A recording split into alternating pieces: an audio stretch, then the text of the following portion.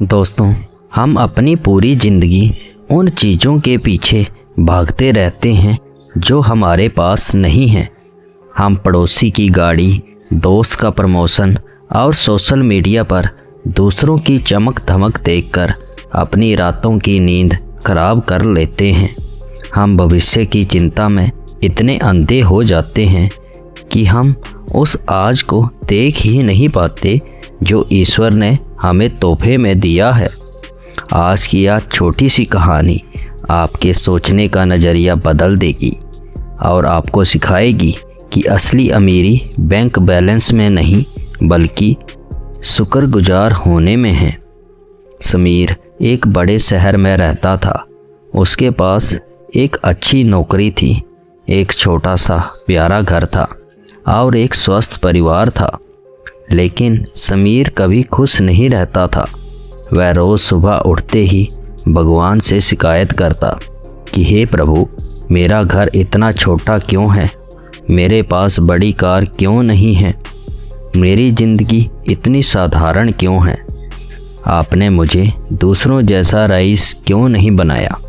उसे लगता था कि उसका भविष्य अंधकार में है क्योंकि उसके पास लग्जरी लाइफ नहीं थी। एक दिन समीर बहुत उदास होकर पार्क में बैठा था। वहाँ एक फकीर बाबा आए और बोले, बेटा, तुम इतने दुखी क्यों हो।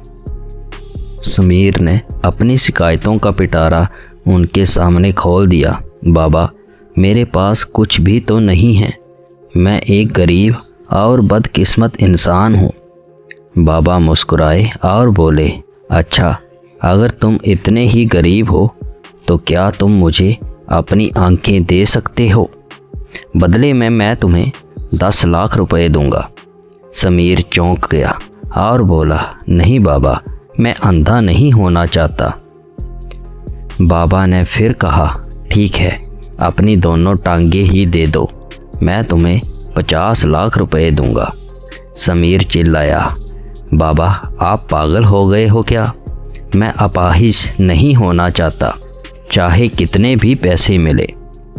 बाबा हंसे और बोले, बेटा, अभी तो तुमने कहा कि तुम्हारे पास कुछ नहीं है, लेकिन तुम अपनी आंखें और पैर करोड़ों रुपयों में भी देने को तैयार नहीं हो।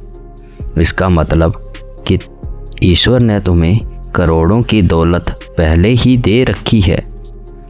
तुम्हारा ये स्वस्थ शरीर, तुम्हारी देखने की शक्ति, तुम्हारे चलने की आज़ादी, और तुम उस छोटी कार के लिए रो रहे हो जो आज नहीं तो कल तुम्हें मिल ही जाएगी। समीर सुन रह गया। उसे पहली बार एहसास हुआ कि वह उन चीज़ों के लिए रो रहा था जो उसके पास नहीं थी और उन चीज़ों का अपमान कर रहा था जो उसके पास है। घर लौटते वक्त समीर एक अस्पताल के सामने से गुजरा। वहाँ उसने एक पिता को देखा जो अपने छोटे बच्चे के लिए एक सांस की भीख मांग रहा था। उसने एक व्यक्ति को देखा जिसके पास सोने के लिए मखमली बिस्तर तो था, पर उसे नींद की गोली के बिना नींद ही नहीं आती थी।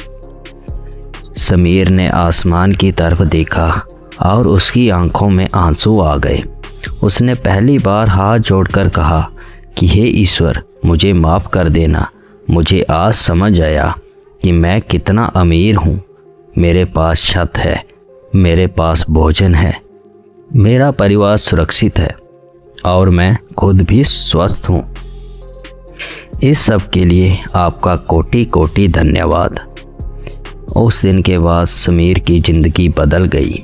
वह अब भी मेहनत करता है, लेकिन चिंता के साथ नहीं बल्कि चाह के साथ।